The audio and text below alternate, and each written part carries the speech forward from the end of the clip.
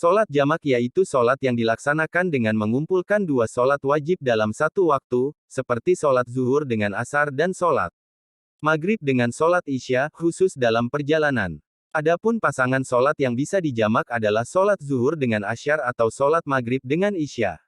Sholat jamak dibedakan menjadi dua tipe yakni jamak takdim, penggabungan pelaksanaan dua sholat dalam satu waktu dengan cara memajukan sholat yang belum masuk waktu ke dalam sholat yang telah masuk waktunya, seperti penggabungan pelaksanaan sholat asar dengan sholat zuhur pada waktu sholat zuhur atau pelaksanaan sholat isya dengan sholat maghrib pada waktu sholat maghrib. Jamak takhir, penggabungan pelaksanaan dua sholat dalam satu waktu dengan cara mengundurkan sholat yang sudah masuk waktu ke dalam waktu sholat yang berikutnya, seperti penggabungan pelaksanaan sholat zuhur dengan sholat asar pada waktu sholat asar, atau pelaksanaan sholat maghrib dengan sholat isya pada waktu sholat isya. Tertib. Apabila musafir akan melakukan jamak sholat dengan jamak takdim, maka dia harus mendahulukan sholat yang punya waktu terlebih dahulu. Semisal musafir akan menjamak sholat maghrib dengan sholat isya, maka dia harus mengerjakan sholat maghrib terlebih dahulu. Apabila yang dikerjakan terlebih dahulu adalah sholat isya, maka sholat isyanya tidak sah. Dan apabila dia masih mau melakukan jamak, maka harus mengulangi sholat isyanya setelah sholat maghrib. Niat jamak pada waktu sholat yang pertama. Apabila musafir mau melakukan sholat jamak dengan jamak takdim, maka diharuskan niat jamak pada waktu pelaksanaan sholat yang pertama. Jadi, selagi musyoli masih dalam sholat yang pertama asal sebelum salam, waktu niat jamak masih ada, namun yang lebih baik, niat jamak dilakukan bersamaan dengan takbiratul ihram.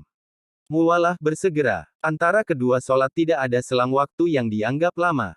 Apabila dalam jamak terdapat pemisah renggang waktu, yang dianggap lama, seperti melakukan sholat sunnah, maka musyoli tidak dapat melakukan jamak dan harus mengakhirkan sholat yang kedua serta mengerjakannya pada waktu yang semestinya. Masih berstatus musafir sampai selesainya sholat yang kedua. Orang yang menjamak sholatnya harus berstatus musafir sampai selesainya sholat yang kedua. Apabila sebelum melaksanakan sholat yang kedua ada niatan mukim, maka musyoli tidak boleh melakukan jamak, sebab uzurnya dianggap habis dan harus mengakhirkan sholat yang kedua pada waktunya. Syarat jamak takhir sunting. Niat menjamak takhir pada waktu sholat yang pertama. Misalnya, jika waktu sholat zuhur telah tiba, maka ia berniat akan melaksanakan sholat zuhur tersebut nanti pada waktu asyar. Pada saat datangnya waktu sholat yang kedua, ia masih dalam perjalanan. Misalnya, seseorang berniat akan melaksanakan salat zuhur pada waktu asyar. Ketika waktu asyar tiba ia masih berada dalam perjalanan.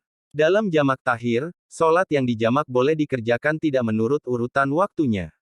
Misalnya salat zuhur dan asyar, boleh dikerjakan zuhur dahulu atau asyar dahulu. Di samping itu antara sholat yang pertama dan yang kedua tidak perlu berturut-turut muwalat. Jadi boleh diselingi dengan perbuatan lain, misalnya salat sunat rawatib.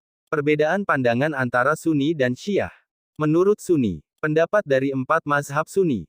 Pendapat mazhab Hanafi. Hanafi meyakini bahwa pelaksanaan jamak sholat tidaklah memiliki kekuatan hukum, baik dalam perjalanan ataupun tidak, dengan segala macam masalah kecuali dalam dua kasus hari Arafah dan pada saat malam Musdalifah dalam berbagai kondisi tertentu. Pendapat mazhab Syafi'i. Syafi'i meyakini diperbolehkannya pelaksanaan jamak sholat bagi para musafir perjalanan jauh, safar, dan saat hujan serta salju dalam kondisi tertentu. Bagi mereka, pelaksanaan jamak sholat seharusnya tidak diperbolehkan dalam keadaan gelap, berangin, takut atau sakit.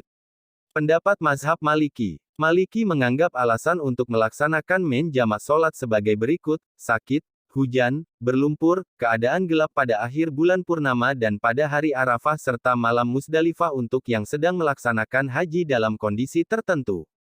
Pendapat mazhab Hambali. Hambali memperbolehkan pelaksanaan jamak sholat saat hari Arafah dan malam Musdalifah dan bagi para musafir, pasien-pasien, ibu menyusui, wanita dengan haid berlebihan, orang yang terus-menerus buang air kecil, orang yang tidak dapat membersihkan dirinya sendiri, orang yang tidak dapat membedakan waktu, dan orang yang takut kehilangan barang kepemilikannya, kesehatannya atau reputasinya dan juga dalam kondisi hujan, salju, dingin, berawan dan berlumpur.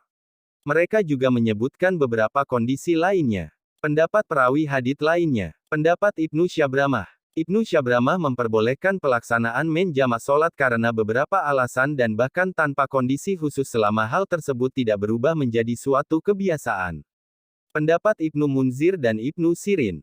Ibnu Munzir dan Ibnu Sirin, menurut Kafal, memperbolehkan pelaksanaan menjamak sholat dalam segala kondisi tanpa syarat apapun. Dalil yang memperkuat adalah dari Muaz bin Jabal, bahwa Rasulullah pada saat perang Tabuk, jika matahari telah condong dan belum berangkat maka menjama salat antara zuhur dan asar. Dan jika sudah dalam perjalanan sebelum matahari condong, maka mengakhirkan sholat zuhur sampai berhenti untuk sholat asar. Dan pada waktu sholat maghrib sama juga, jika matahari telah tenggelam sebelum berangkat maka menjama antara maghrib dan isya. Tetapi jika sudah berangkat sebelum matahari tenggelam maka mengakhirkan waktu salat maghrib sampai berhenti untuk sholat isya, kemudian menjama keduanya. Hari Abu Dawud dan At-Tirmidzi. Menurut Syiah, mazhab Syiah seperti 12 imam berpendapat bahwa setiap orang walaupun tidak dalam perjalanan jauh, berdiam di rumahnya, tidak berada dalam keadaan sakit, dapat menjama sholat, baik jamak takdim maupun jamak takhir. Dalil yang memperkuat hal tersebut adalah dirikanlah sholat dari sesudah matahari tergelincir sampai gelap malam dan dirikanlah pula sholat subuh. Sesungguhnya sholat subuh itu disaksikan oleh malaikat. Quran Surah Al-Isra 1778. Dalil-dalil lain yang memperkuat hal ini ada dalam ringkasan Sahih Muslim, Kitab Sholat Musafir, Bab 6, menjamak dua sholat ketika bermukim di rumah, tidak bepergian. Ibnu Abbas R.A. berkata, Rasulullah pernah menjama sholat zuhur dan sholat asyar, dan menjama maghrib dan isya di Madinah bukan karena khauf sedang berperang, dan bukan karena hujan. Menurut Hadits Waqi, dia berkata, aku tanyakan kepada Ibnu Abbas, mengapa dia melakukan hal itu. Ibnu Abbas menjawab, agar dia tidak menyulitkan umatnya. Menurut Hadits Muawiyah, ditanyakan kepada Ibnu Abbas, apa maksud Nabi berbuat demikian. Dia menjawab, dia bermaksud tidak menyulitkan umatnya. Muslim 2/152. Referensi sunting. KBBI Daring. Diarsipkan dari versi asli tanggal 2011/0930. Diakses tanggal 2011/0901. Kateglo, Jamak. Takdim, Pranala Nonaktif Permanen Sefong.com Sholat Jamak, Indonesia, Al-Albani, M. Nashiruddin, Ringkasan Sahih Muslim.